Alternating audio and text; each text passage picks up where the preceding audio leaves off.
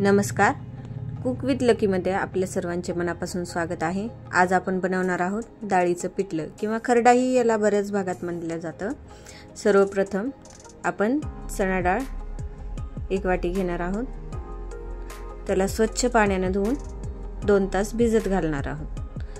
आता आपण साहित्य पाहूया। बारीक चिरलेला कांदा, 5-6 हिरव्या मिरच्या, 8-10 लसूण पाकळ्या, कोथिंबीर, कढीपत्ता, हळद, मोहरी।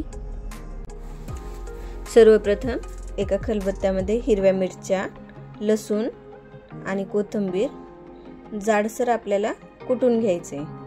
खलबत्त्यामध्ये कुटल्यामुळे चव छान लागते। छान जाडसर कुटून घ्यायचे आपल्याला, जास्त बारीक नाही करायचे।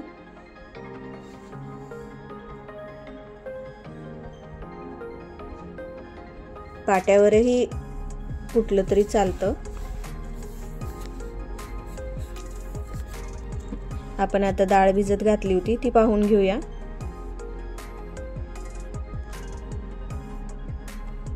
छान भिजलेली आहे। आता यातलं सर्व पाणी काढून घ्यायचे आणि मिक्सर मध्ये फिरवून घ्यायचे जाडसर, जास्त बारीक नाही वाटायचे।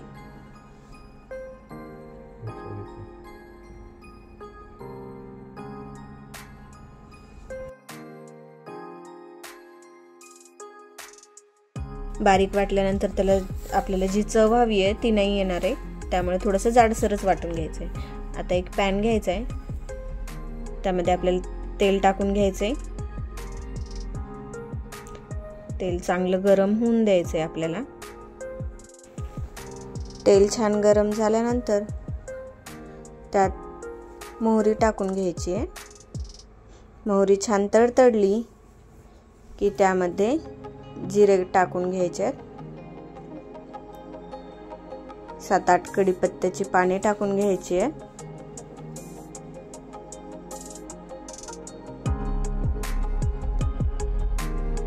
त्यानंतर बारीक चिरलेला कांदा टाकून घ्यायचा आहे।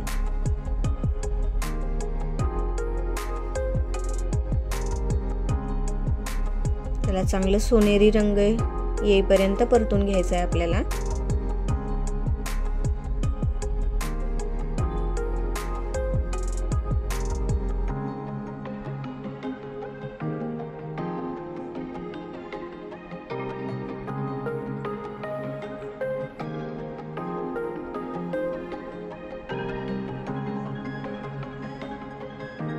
आपल्या कांद्याला चांगला सोनेरी रंग आलेला आहे। आता हिरवी मिरची, लसूण आणि कोथिंबीर जे आपण कुटून ठेवलं होतं ते टाकून घ्यायचे।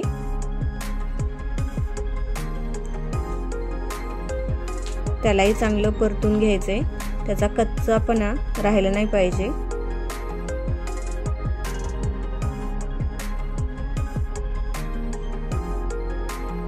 छान परतून घ्यायचे।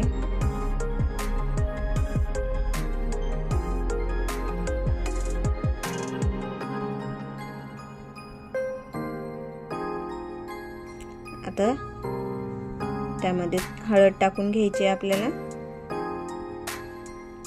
सर्व एकत्र करायचे आणि जी आपण डाळ वाटून ठेवली होती ती पण टाकून घ्यायची आहे।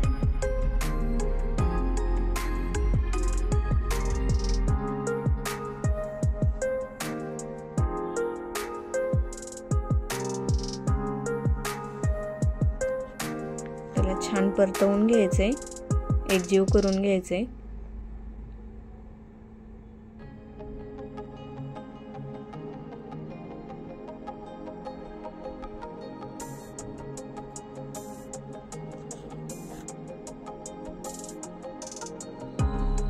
आता चवीनुसार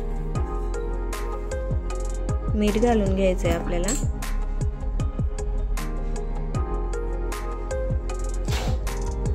परत एकजीव करून घ्यायचे सर्व एकत्र।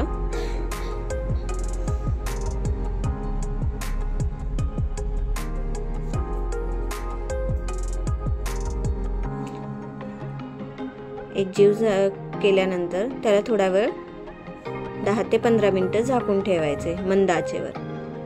एकदा उघडून पाहायचंय आणि परत झाकून ठेवायचे. 10 मिनिटं झालेले आहेत.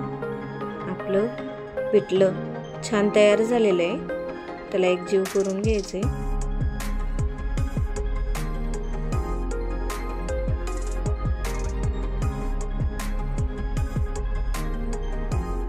एकदम छान रंग आलेला आहे.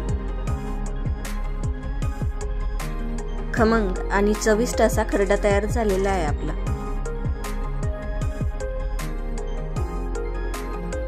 आता हे एका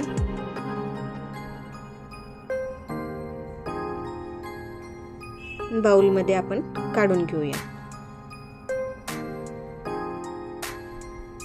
त्यावरती छान कोथिंबीर आणि हिरव्या मिरच्या घालायच्यात.